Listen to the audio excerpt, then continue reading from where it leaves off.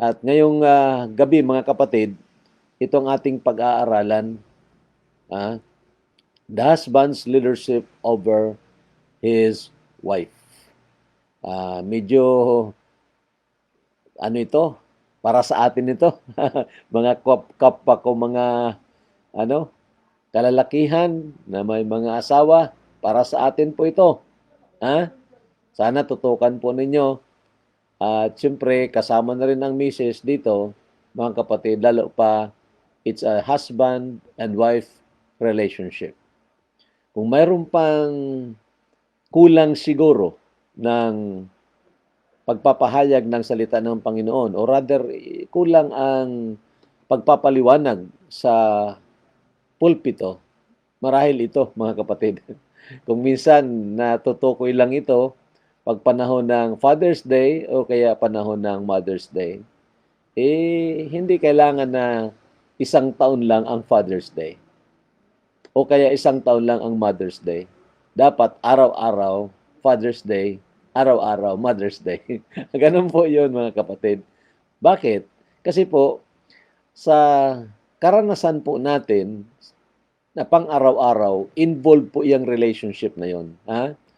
Ang father to his son, husband to his wife, and a wife to her husband.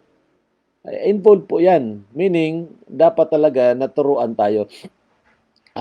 One time nga sa Bible school, nag-suggest kami o nag-usap-usap kami. Sabi ko, bakit wala ng subject sa tinatawag parental responsibility, ang pagpapalaki ng mga anak? Bakit parang wala ng subject na ganun? 'Di ba? 'Yun ang pinaka maselan o pinaka-importante. Kasi sabi nga natin, ang lakas ng bansa ay nagdedepende sa lakas ng pamilya. So, kung mayroong dapat siguro na matutukan, ay ito nga po, ang tungkol sa domestic relationship within the family or within the house. So, ang Bible naman, hindi naman nagkulang po dyan. Sufficient po. From Genesis to the book of Revelation, ay may itinuturo patungkol sa pagpapamilya. Kaya lang kung minsan, kung medyo hindi natin ito nakita agad-agad, then we thought na yung parang separate yung gawain o separate yung mga activities sa tinatawag natin church activities kaysa doon sa home or house activities. Na sabi ko nga sa inyo, wala po ng wala po talaga ng secular na ito, kung linggo, spiritual ito. Ang mga bagay na pag-aral natin dito is spiritual. Pero pag Lunes, hindi na spiritual, secular na. That is not true, mga kapatid. Everything is secular, rather everything is sacred, spiritual. Ibig sabihin, sagrado sa harapan ng Panginoon, because all things come from God, all things must be for God.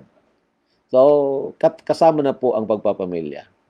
So, pag-aralan po natin ito, mga kapatid at mga kaibigan, we start reading 1 Peter 3:7. Actually, isang verse lang ito na pag-aralan natin. Then, we will be accompanied with several verses just proving this verse at hand.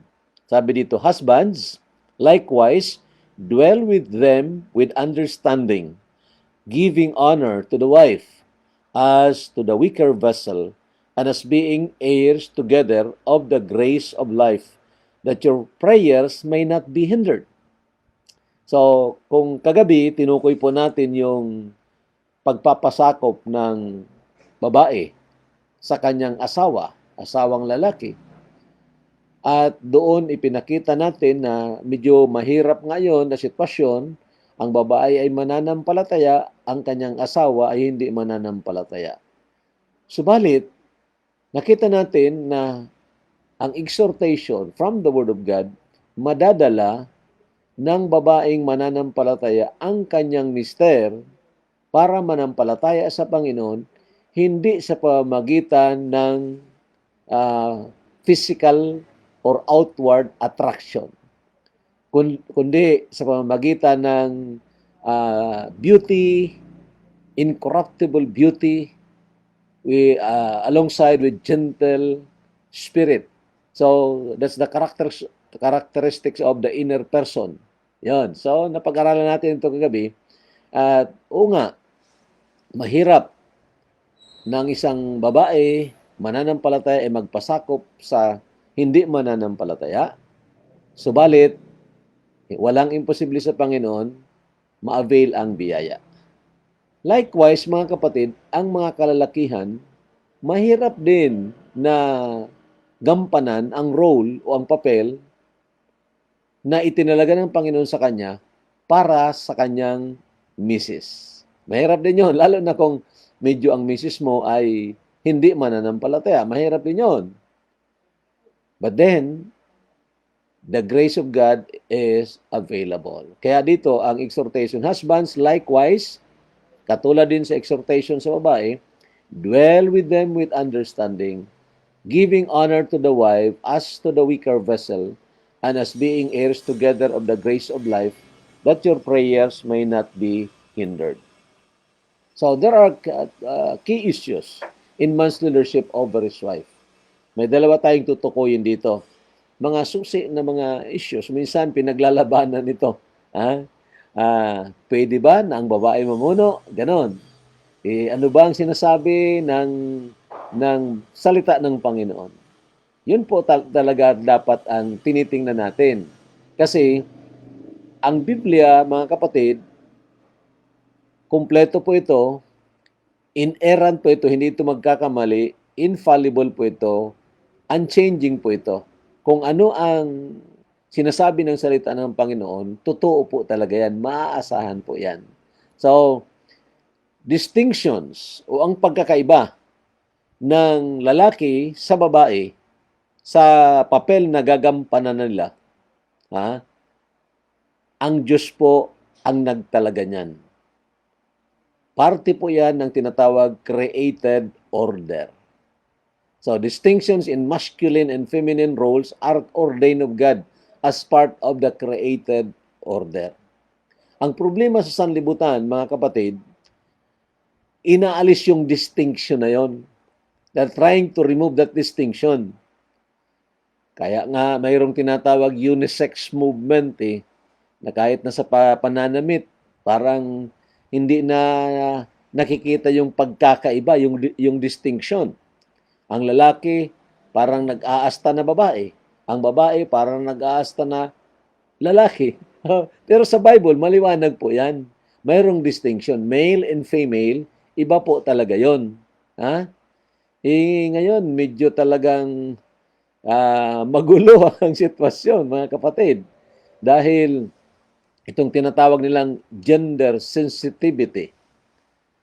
Parang pantay lang ang lalaki sa babae in matters of function. Pero napag-aralan natin kagabi, hindi sila pantay in matters of function. Pantay po sila in terms of, anong tawag natin dito, kagabi? In terms of dignity and value, okay? Or integrity. Pantay lang po sila sa harapan ng Panginoon because they are all created in the image of God. At talagang may distinction sa function. Hindi naman pwede na parehas mayor, di ba? So, ang Diyos ang nag-order na talagang hindi parehas. Mayroong talagang pagkakaiba. Ang pangalawa na issue, mga kapatid, is ang pamumuno ni Adan kay Eva ay na-establish ito ng Panginoon, hindi pa sila nagkakasala.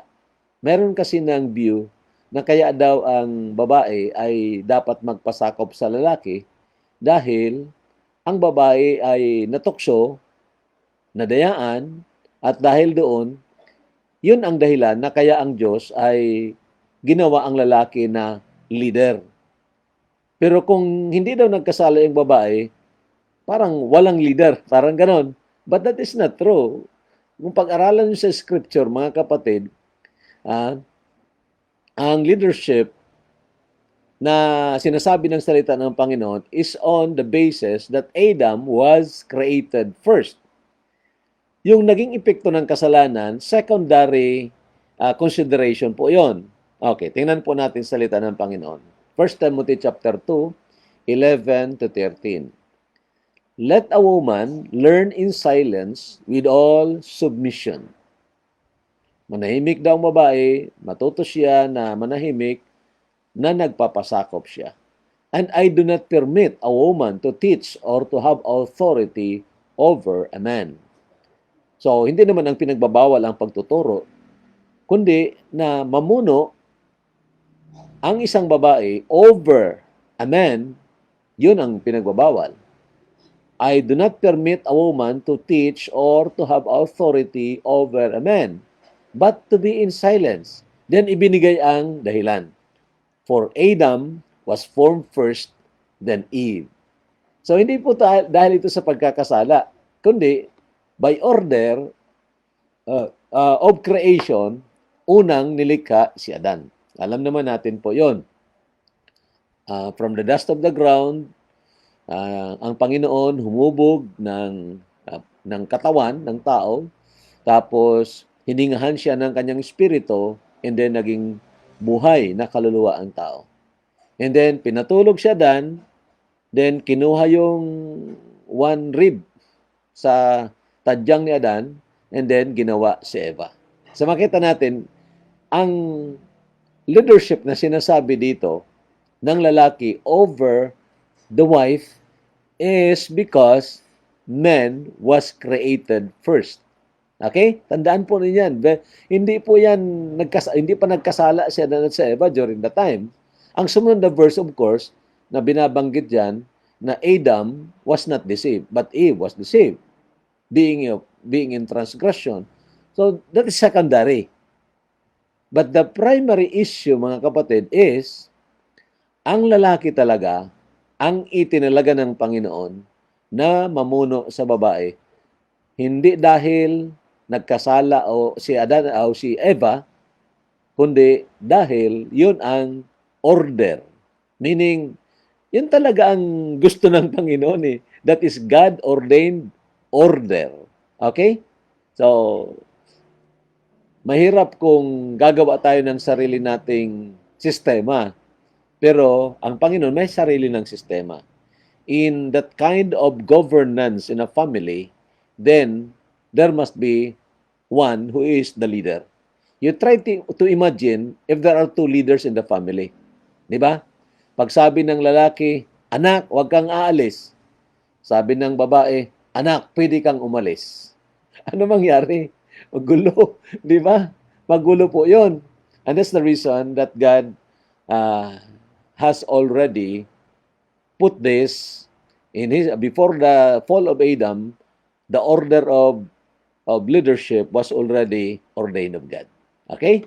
So, hindi ito na parang na-surprise ang Panginoon at ayun, ginawa na lang si Adan na leader. 1 Peter 3:7, pagbulay-bulayan po natin ito. Mayroong katotohanan tayong makukuha po dito. Husbands, likewise, dwell with them. Ang them dito, mga kababaihan. Ha? Hindi ito nagtuturo na lalaki sa lalaki, babae sa babae. You know, that is the greatest distortion siguro na mangyari sa sanlibutan o nangyayari sa sanlibutan. Husbands likewise dwell with them with understanding, giving honor to the wife as to the weaker vessel, and as being heirs together of the grace of life, that your prayers may not be hindered. May tatlong katotohanan tayong pag-usapan dito sa talatang ito. Ang una, ang asawang lalaki, ang pamumuno ng asawang lalaki sa kanyang asawang babae dapat ayon sa biblical worldview. Yun ang ibig sabihin ng dwell with them according to understanding, or sa King James Version, according to knowledge. Anong particular knowledge ang tinutukoy po doon? Hindi yung knowledge ng mga psychologists, so-called knowledge ng mga philosopher, kundi ang biblical knowledge na tinuturo ng Biblia. Marami po kasing mga voices of the world in reference to leadership of the husband over the wife, or leadership ng lalaki over the woman. Nagiging issue ito. In fact, Kaya nga nagpatayo sila ng mayroon niyang feminist movement. At kung medyo pag-aralan niyo yan, ha, konektado yan. Konektado yan sa mga programa pa ng mga nag-rally, ganon, mga leftist movement. Yung feminism, okay? Margaret Sanger, ang isa sa mga sumulat ng article diyan. So ang point ko mga kapatid is, dapat ang pamumuno ng lalaki ay sa perspective ng Biblia. Yun ang tinatawag worldview, pananaw ng salita ng Panginoon. Anong pananaw? Ang lalaki, siya ang head, siya ang pinuno na inilagay ng Panginoon with delegated authority. May authority siya na pamunuan ng kanyang misis. That's according to what the Word of God told us. Okay, maliwanag po yan. Mamaya babasahin po natin yon. Ang pangalawang katotohanan, mga kapatid, ang babae ay mas mahina kaysa lalaki. Weaker vessel. Now, as I read other portions of the scripture, mga kapatid, na gumagamit nitong salitang vessel, most often, ginagamit ito sa katawan. And very explicit na talagang totoo ito, na ang lalaki ay mas malakas kaysa babae. Ganun po yon, di ba? And of course, maging siguro sa tinatawag sturdiness of spirit, yung tinatawag nating emotional stability. Ha? Most likely, ang lalaki medyo stable, something like that. Hindi naman siguro lahat, but generally, ang bali framework natin, ang frame natin nang tayo nilikha ng Panginoon ay ganun po. Makita naman natin kahit yung built baga ng ang lalaki, yung physical build niya ay talagang mas malaki kaysa babae. Now, ang point mga kapatid is, the woman is a weaker vessel. So, dapat siya tratuhin with gentleness and special care. Kung saan ang mahina, yun ang tinututukan. Di ba? Ganon din yun sa principle ng body concept. Sabi ng 1 Corinthians chapter 12, ang mga mahinang parte ng katawan, yun ang pinagtututukan natin at inaalagaan. Ganon din po in this kind of relationship. The woman, being a weaker vessel, must be treated with gentleness and with special care.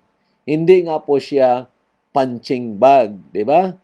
Hindi siya kinuha sa may paa ni Adan, sa buto ng paa ni Adan para apak-apakan. Hindi. Hindi rin siya kinuha sa na parte ng buto ni Adan sa ulo para mamuno. Hindi po. Hindi siya kinuha sa may daliri. Sa buto ng daliri ni Adan para gawing punching bag. Hindi po. Kinuha siya sa may dibdib. Di ba? Malapit sa puso. Para mahalin, tratuhin with gentleness and with care. I think that's very instructive, mga kapatid.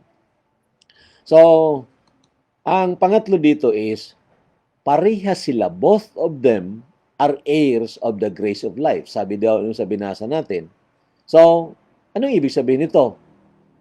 Magka-partner sila dito sa tinatawag pag-reproduce ng lahi nila, ng humankind.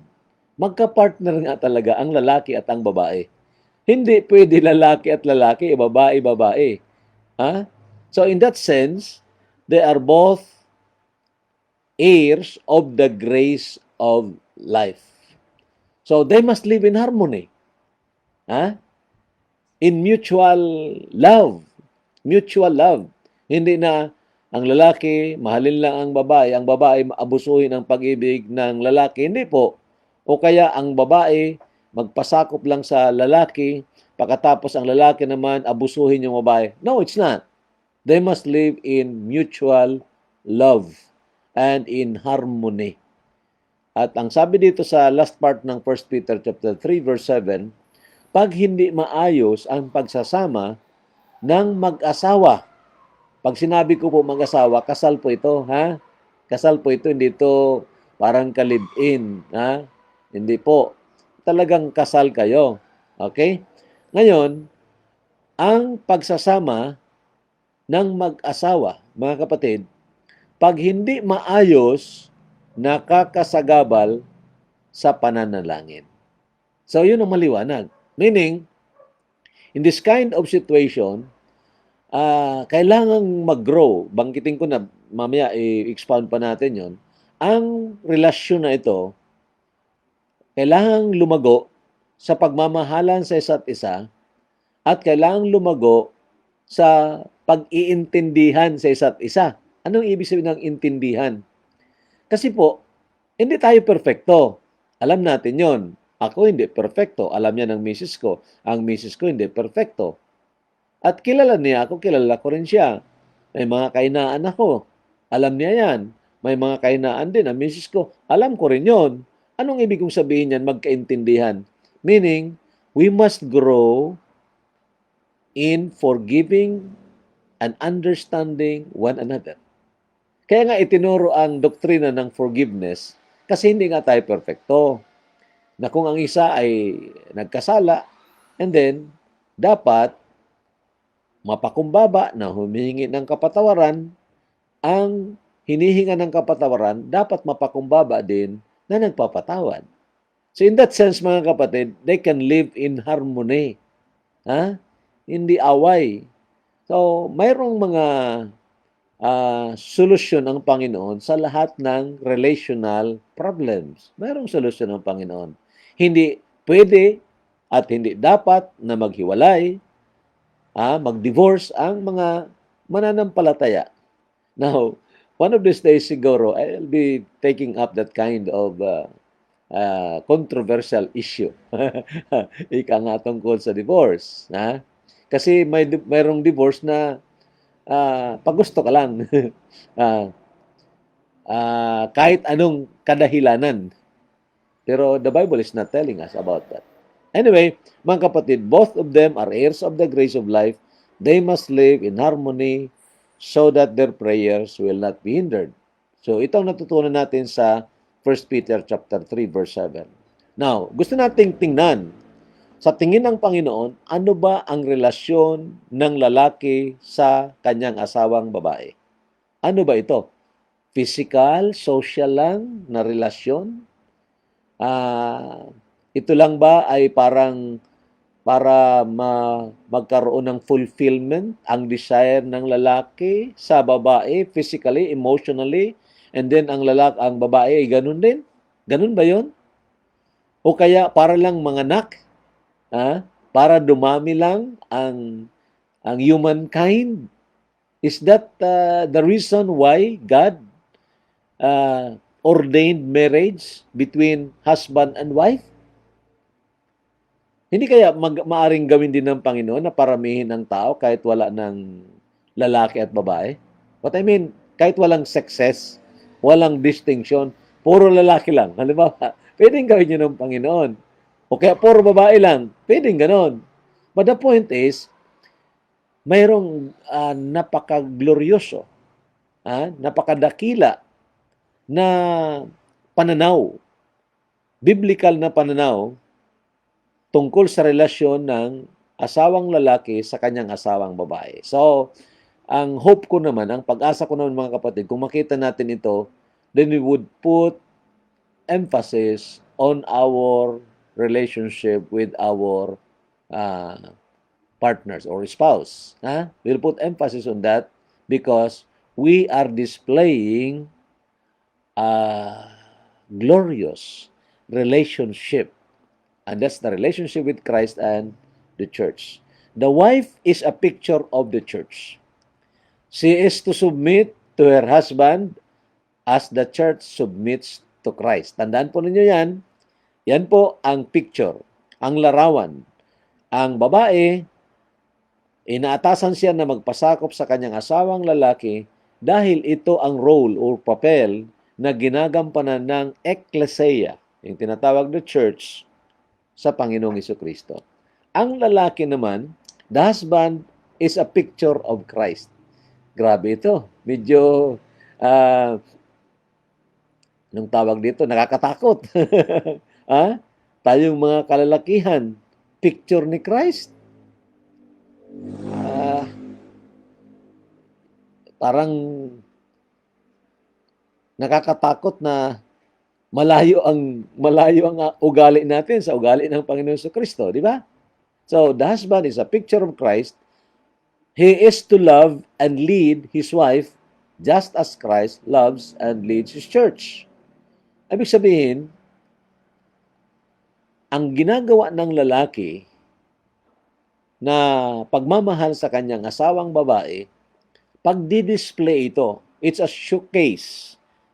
It's a showcase of Christ's love to His church. So, ang relasyon nito ay talagang grabe kasagrado, mga kapatid. Sino nga naman tayo para gawin ng Panginoon na maging showcase of His relationship to the church? Di ba? Pero ito po ang exalted view ng relasyon ng asawang lalaki sa kanyang asawang babae. We must see it in that kind of exalted view. Or else, parang i-take for granted natin ang relasyon na ito. Hindi po yan ang design ng Panginoon. So, both must have a real and growing relationship with the Lord. Kailangan ang dalawang ito, ang mag-asawa, lalaki at babae, dapat mayroong tunay na relasyon sa Panginoon. Meaning, tunay na mananampalataya. In fact, ang issue ng submission at ng loving ng asawang lalaki sa kanyang asawang babae, ang issue dito, or rather ang exhortation dito, na taken for granted na o ina-assume na ang lalaki ay mananampalataya at ang babae ay mananampalataya rin. Ganun po yon. That's in the book of Ephesians. So, ang bawat isa sa kanila, kailangan mayroong tunay na conversion. Tunay na regeneration. Nangyari talaga yung kapanganakang muli. At kung nangyari ang ganun, then kailangan silang lumago araw-araw in a loving relationship. Nabanggit ko na po kanina. They must grow in forgiving one another, being considerate one with another. Ganun po yon. So, growing relationship with the Lord. The husband must not take his strength from the wife. Or the wife must get his strength or her strength from the husband. Hindi po. Hindi po yung pwede. Huhugot ako ng lakas sa iyo, asawa ko. Maybe expression siguro yan. Pero ang reality po, ang lakas, huhugot tayo ng lakas mula sa Diyos. Doon tayo huhugot ng lakas. Meaning, ang babae, bagamat aalalayan ng lalaki sa maybe family devotion or personal devotion, aalalayan ng lalaki, pero ang babae dapat mayroong paglalago din sa Panginoon. Meron siya ng personal devotion and personal fellowship with the Lord. Hindi lang yung lalaki. At parang ang babae humuhugot ng lakas sa kanyang kasamang o asawang lalaki. Hindi po. Both of us must get or must avail the strength and the grace from the Lord through faith. Okay? So, yun pong mahalaga. Now, basahin po natin mga talatang ito. Tingnan po ninyo. Wives, submit to your own husbands as to the Lord. Tingnan nyo ang word na as. Hinighlight po natin yan.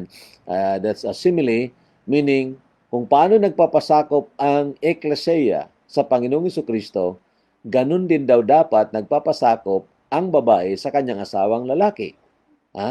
For the husband is head of the wife. Makita ninyo dito, the headship belongs to the husband. As also, Christ is the head of the church. Nandiyan na namang salitang as. As also, Christ is the head of the church, and He is the Savior of the body. Okay? So, maliwanag po ito. And then, verse 24, therefore, just as the church is subject to Christ, so let the wives be to their own husbands in everything. Katulad na ang iglesia ay nagpapasakop sa Panginoong Jesucristo, Then, ang asawang babae ay magpasakop sa kanyang sariling asawang lalaki sa lahat ng bagay. Ano? Sa lahat ng bagay? Ah, may nagtanong sa akin noon, nagle-lecture tayo ng ganito.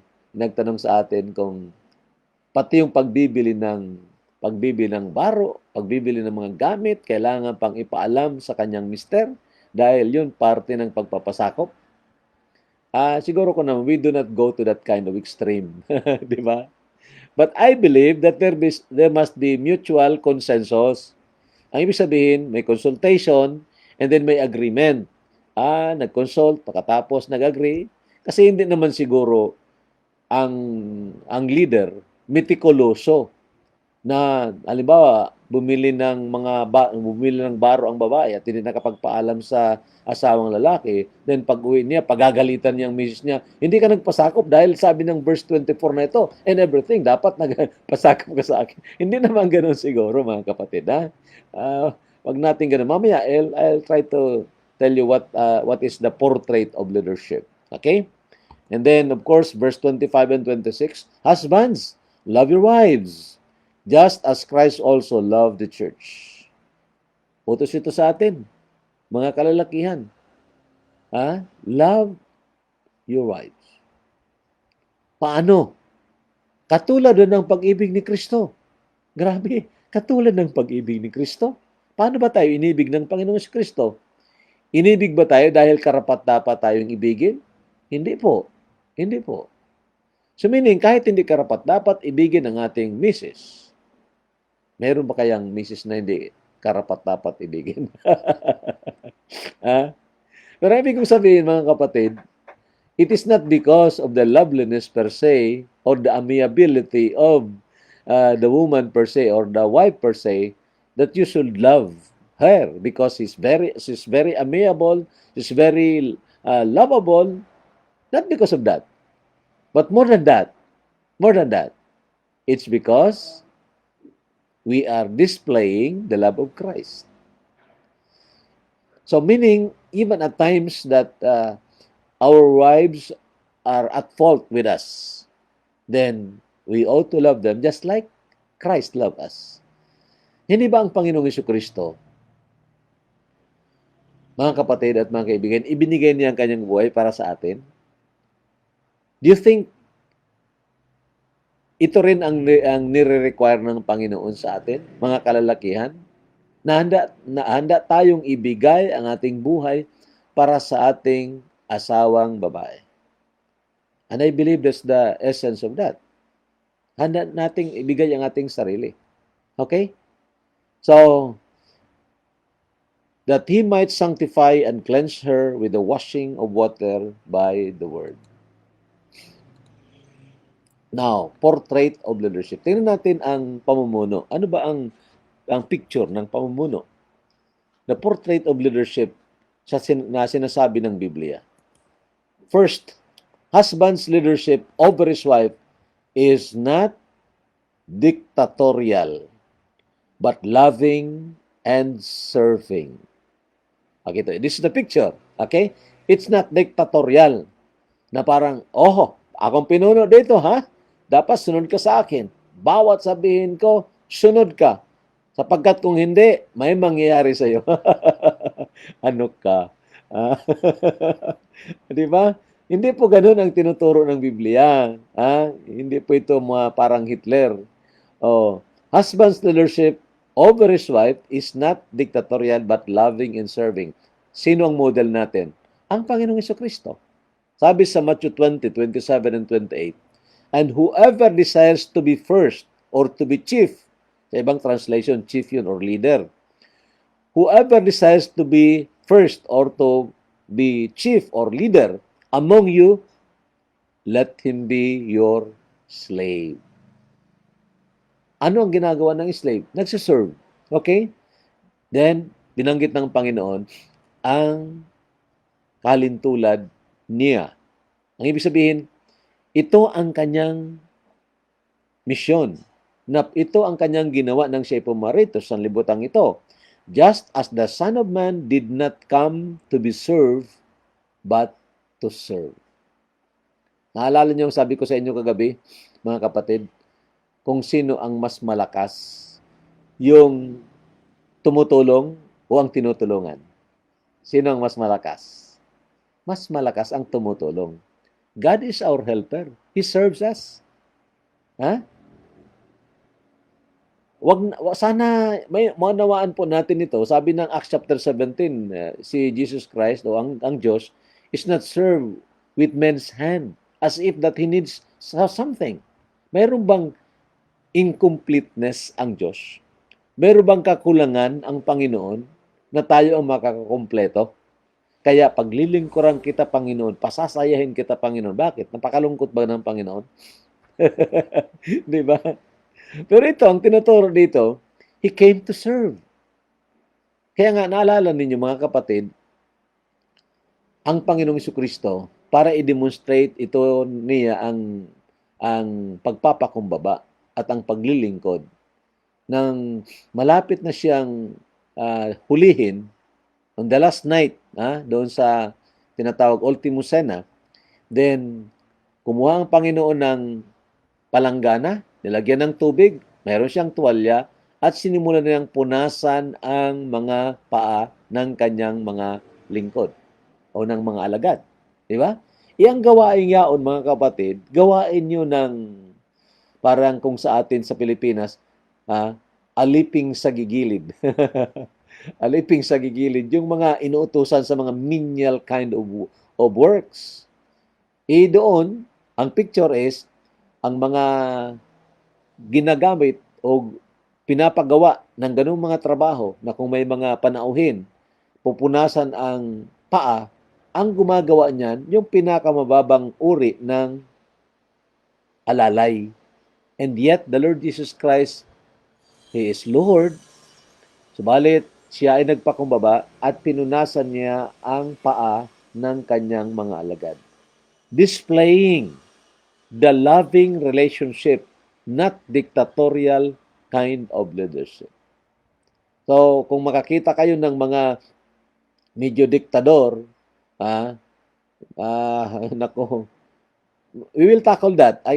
Actually, when we study 1 Peter chapter 5, makita rin natin doon ang leadership na tinuturo ng Panginoon.